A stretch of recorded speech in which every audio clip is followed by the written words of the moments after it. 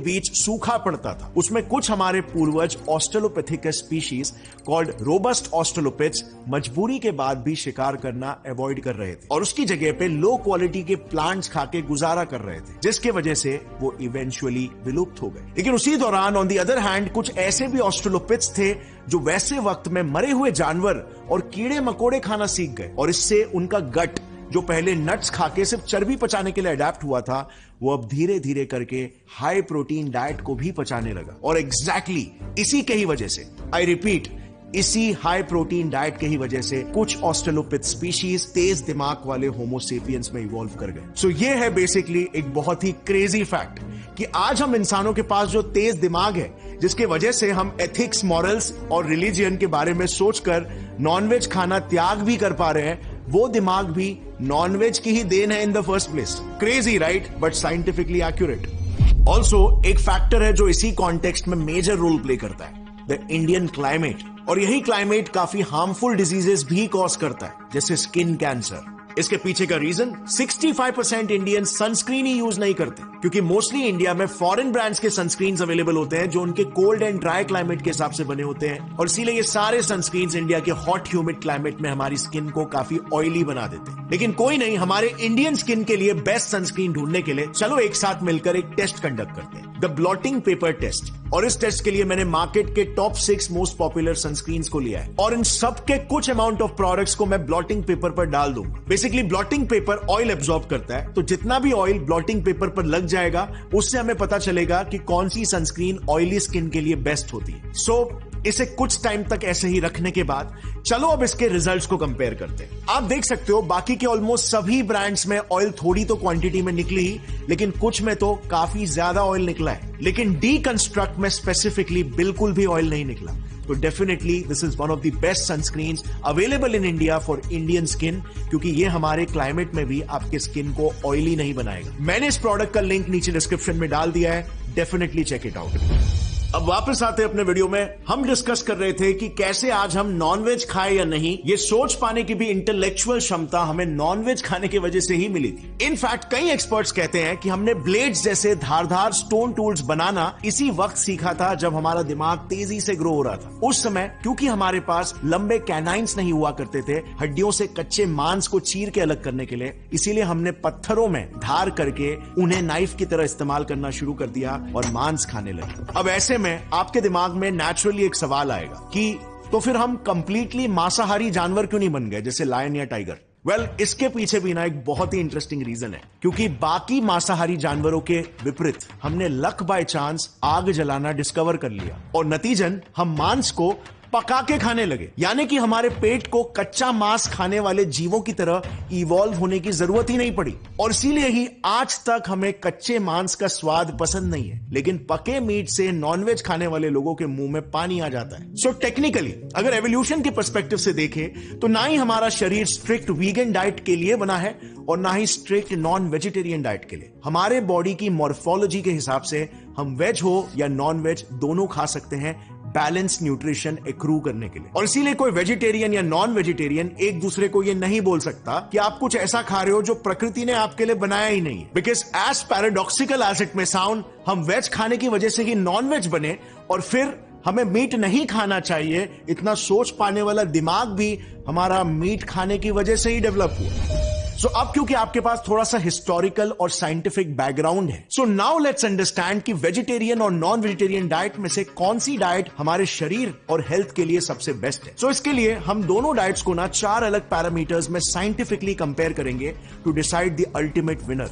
Cool, let's start. First parameter है strength. क्या लगता है आपको, वेज इंसान ज्यादा ताकतवर होगा या एक नॉन वेजिटेरियन इंसान? देखो इस केस में ना 19th सेंचुरी के एक जर्मन बॉडी बिल्डर है यूजीन सैंडो करके, काफी फेमस है, आपने सुना भी होगा इनके बारे में।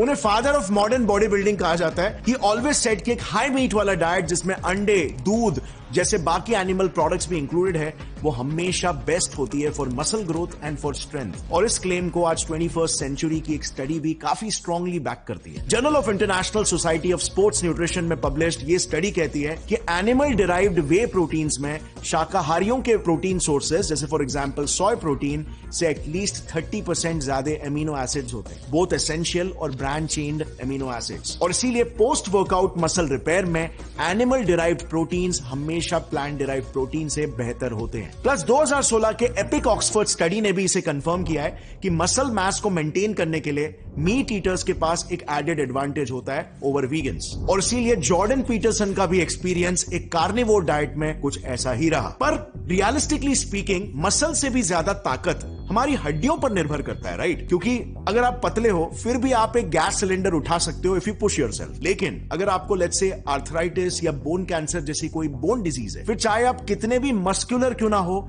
फिर भी एक सिंपल से सूटकेस को भी आप नहीं उठा पाओगे। सो बोन्स के स्ट्रेंथ के लिए आखिर कौन सी डाइट बेहतर है? वेल, लैंसेट जैसे रेप्यूटेड जर्नल्स में ऐसे बहुत सारे केसेस रिपोर्टेड है जिसमें लोगों को कैल्शियम डेफिशिएंसी की वजह से सिवियर ऑस्टियोपोरोसिस हो गए, यानी कि हड्डियां खोखली होने लग गई, जिससे उनमें फ्रैक्चर्स का रिस्क 30% से बढ़ गया। जानना चाहोगे वो किस टाइप की डाइट ले रहे थे? वेल, वो सारे के सारे वीगन्स थे, क्योंकि वीगन खाना खाने से उनके शरीर को रोज सिर्फ 500 से 700 मिलीग्राम कैल्शियम मिल रहा था, which is literally half of what your body needs on a daily basis. But यहां पर ना मेरी रिसर्च में एक बहुत ही इंटरेस्टिंग केस सामने आया आज से करीब 2000 साल पहले का। सो जो रोमन ग्लैडिएटर्स होते थे ना, उनको हमेशा एक वेल प्लान्ड वेजिटेरियन डाइट पर रखा जाता था, और ये सभी वॉरियर्स यानी कि तगड़े योद्धा हुआ करते थे। सो वो अपने आप को स्ट्रॉन्ग कैसे रख पाते थे? वेल, इट टर्न्स आउट कि कैल्शियम की कमी पूरा करने के लिए उनके डाइट में थोड़ा सा ऐश यानी कि राख ऐड किया जाता था, और प्रोटीन्स की कमी को पूरा करने के लिए उन्हें बार्ली, बीन्स, ड्राई फ्रूट्स ऐसे मल्टीपल प्रोटीन सोर्सेज खिलाए जाते थे, ताकि एक सोर्स में जो एमिनो एसिड्स की कमी है वो दूसरे सोर्स से पूरी हो सके। यानी कि बेसिकली कंक्लूजन ये है कि स्ट्रेंथ के केस में non vegetarian diet is slightly better than veg diet, क्योंकि कंप्लीट सोर्स ऑफ न्यूट्रिशन मिल जाता है। लेकिन अगर आप एक वेजिटेरियन हो और थोड़ी प्लानिंग से multiple plant based protein sources consume करते हो जिसमें कैल्शियम की मात्रा भी ज्यादा है, तो आप फिर भी गुड टू गो रहोगे। बट इंपॉर्टेंट ये है कि ये अवेयरनेस हर वीगन या वेजिटेरियन में होनी चाहिए, और अपने डाइट को उस हिसाब से आपको एक्टिवली क्राफ्ट करना होगा। वीगन डाइट को चांस के भरोसे छोड़ना यहां पर अपने हेल्थ को चांस के भरोसे छोड़ने जैसा हो। अब बात करते हैं सेकेंड पैरामीटर की, जो है परफॉर्मेंस, जिसमें आता है एंड्योरेंस और स्टैमिना। अब इसमें आपको क्या लगता है कौन जीतेगा? चलो देखते हैं। सो एक अमेरिकन अल्ट्रा मैराथनर है स्कॉट जुरेक करके। इन्होंने 161 किलोमीटर का वेस्टर्न स्टेट्स एंड्योरेंस रन और 217 किलोमीटर का bad water ultra marathon run दोनों जीता है। उन्होंने अपनी एक बुक ईट एंड रन में यह कहा कि उन्होंने ये सारे अल्ट्रा मैराथन्स एक प्लांट बेस्ड डाइट की वजह से जीते। सिमिलरली मेक्सिको के जो टारा ह्यूमारा लोग होते हैं, जिनको स्पेसिफिकली उनकी लॉन्ग डिस्टेंस रनिंग एबिलिटीज के लिए दुनिया भर में जाना जाता है, वो भी ज्यादातर डाइट में कॉर्न, बीन्स, स्क्वैश और चिया सीड्स जैसे फूड्स खाते हैं। अब आखिर ऐसा क्यों? वेजिटेरियन डाइट का स्टैमिना और एंड्योरेंस से क्या रिलेशन है, और नॉन वेजिटेरियन डाइट में क्या डिसएडवांटेज है?